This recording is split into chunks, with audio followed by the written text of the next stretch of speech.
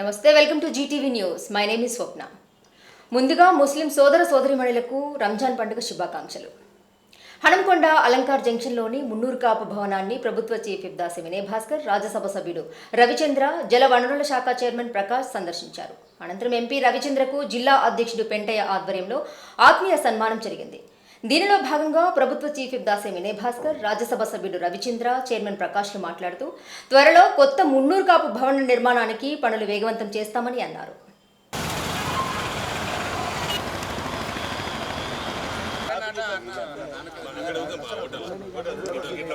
ఈరోజు మన అందరికి తెలిసి చారిత్రక నగరంలో ఉన్నటువంటి కాకతీయుల నాటి భద్రకాళి అమ్మ ఆలయంలో బ్రహ్మోత్సవాలు నిర్వహిస్తున్నటువంటి ఈ శుభదినాన్న ఈరోజు ఆలయ కమిటీ దేవాదాయ శాఖ వారు మొదటి రోజున మన మున్నూరు కాపు వాళ్ళకు అవకాశం ఇవ్వడం జరిగింది. దానికి అధ్యక్షుల వారు పెంటయ్య గారు చొరవ తీసుకొని మరి అందరం కూడా అమ్మవారి సేవలో పాల్గొందామని చెప్పి రాష్ట్రంలో ఉన్నటువంటి ప్రముఖులకు అందరినీ కూడా ఆహ్వానించడం జరిగింది. మా రవేణను, కమలాకరణను, మరి మాజీ మంత్రివర్యులు రామన్న గారిని, ఇట్లా కాపు సంఘం కేశవరావు గారిని, ప్రముఖులందరినీ కూడా ఆహ్వానించడం జరిగింది. మరి ఈరోజు కమలాకరణ కూడా రావాల్సి ఉండే, కానీ కొంత ఆరోగ్య రీతిలో రాలేకపోయారు. మరి ఈరోజు రవెన్యూ వస్తుంది కాబట్టి అందరం కూడా కలిసిన వాళ్ళం. అనుకోకుండా ఇదేదో అనుకోని చేసింది కాదు. ఈరోజు రవెన్యూ వస్తున్నటువంటి సందర్భంలో సమాచారం ఇచ్చిన వాళ్ళందరూ కూడా రావటం జరిగింది. వచ్చినందుకు మీ అందరు కూడా శుభాభినందనలు. మరి ఈరోజు వచ్చినటువంటి సందర్భంలో మన కాపు సంఘం బిల్డింగ్ గురించి ప్రస్తావించడం జరిగింది. వాస్తవంగా అది ఆలస్యమైన మాట వాస్తవం. దాని వివరణ కూడా మరి సీనాను కూడా చెప్పడం జరిగింది. అది మాస్టర్ ప్లాన్లో ఉండే ఆ రోడ్ అంతా పోతుంది కాబట్టి ఎప్పుడు ఎవరు పర్మిషన్ తీసుకున్నా, గతంలో ఉన్నవారు కానీ ఇప్పుడున్నవారు కానీ అక్కడ ఉన్న కార్యవర్గం అంతా కూడా పర్మిషన్ తీసుకుంటే అది కూడాల కార్పొరేషన్ అంతా కూడా పర్మిషన్ ఇవ్వకుండా ఆగిపోవడం జరిగింది. అయితే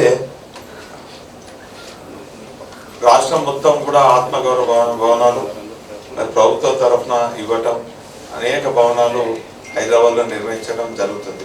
మరి హైదరాబాద్ తర్వాత పెద్ద నగరంలో ఇక్కడ జరగాలనే ఒక సంకల్పంతో నేను పదే పదే వెంటనే సీనన్న కార్యవర్గ సభ్యులందరూ కూడా ఆ బిల్డింగ్ కమిటీ ఉన్నటువంటి వారందరూ కూడా ఎప్పటి నా దృష్టికి తీసుకొచ్చినా కూడా మరి గౌరవ మంత్రివర్యులు కేటీ రామారావు గారి దృష్టికి తీసుకుపోవడం జరిగింది.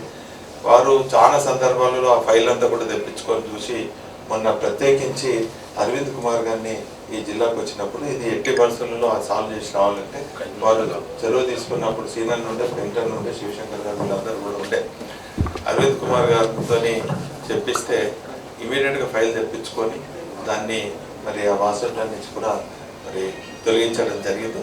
తద్వారా మనకు పర్మిషన్స్ వచ్చినాయి. వచ్చిన తర్వాత దాన్ని ఎల్ఆర్ఎస్ ఇవంతా కూడా మరి 70 లక్షలు కట్టాలంటే నేను రామానుతో ఒకటే చెప్పినాను, అన్న మా సంఘంలో అంత పైసలు లేవు, అది కూడా అది ఎప్పుడో మా పూర్వీకులు కొన్నది, కొంత స్థలం కూడా ఇవ్వటం జరిగింది. ఇప్పుడున్నటువంటి పరిస్థితుల్లో అంతా కూడా చాలా స్కాటర్గా ఉన్నారు.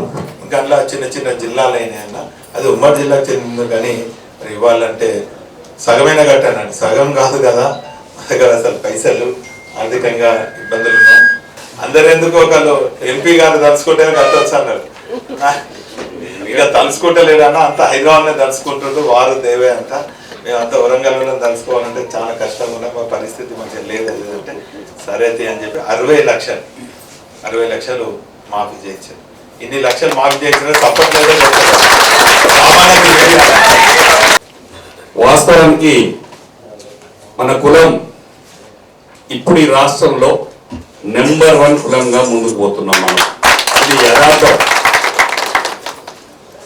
కొన్ని సీట్లు తక్కువ జనాభా ఉన్నప్పటికీ, కొంతమంది ఎక్కువ ఉన్నప్పటికీ కూడా అది వాళ్ళు ఎప్పటి నుంచో ముందుకు పరిగెత్తూ పోతున్నారు. కానీ ఇప్పుడు మనలో చైతన్యం వచ్చి మనం కూడా స్టార్ట్ చేసి, మనం ఇంట్లో కూర్చుంటే కుదరదు, వ్యవసాయం చేస్తుంటేనే కుదరదు, వ్యాపారం చేసుకుంటే కూడా కుదరదు, ఉన్నటువంటి గ్రూపులన్నీ తగ్గించుకొని మన కులం ఒక్కటే కులంగా ఆ ఒక్క కులంలో ఒకటే సంఘం ఉండాలని చెప్పేసి ఈ రాష్ట్రంలో కార్యాచరణ సాధించి మొట్టమొదటి ఎలక్షన్లో కొండా దేవయ్య గారిని రాష్ట్ర అధ్యక్షులుగా చేసి ఇక వారిని ఒక 3 సంవత్సరాలు రాష్ట్రంలో ఉన్నటువంటి 33 జిల్లాల్లో 33 జిల్లాలకు ఎన్నికలు పెట్టండి, ఆ తర్వాత మండలాల్లో ఎన్నికలు పెట్టండి, మండల అధ్యక్షులు తీసుకొని గ్రామ స్థాయి దాకా వెళ్ళి గ్రామ అధ్యక్షులు ఎన్నుకొని ఒక లిస్ట్ తయారు చేస్తే, ఒక స్విచ్ నొక్కితే, ఒక రిమోట్ నొక్కితే గ్రామంలో ఎంతమంది ఉన్నారు, గ్రామం నుంచి మండలాలు ఎంతమంది ఉన్నారు, మండలం నుంచి జిల్లా ఎంతమంది ఉన్నారు, జిల్లా నుంచి చూస్తే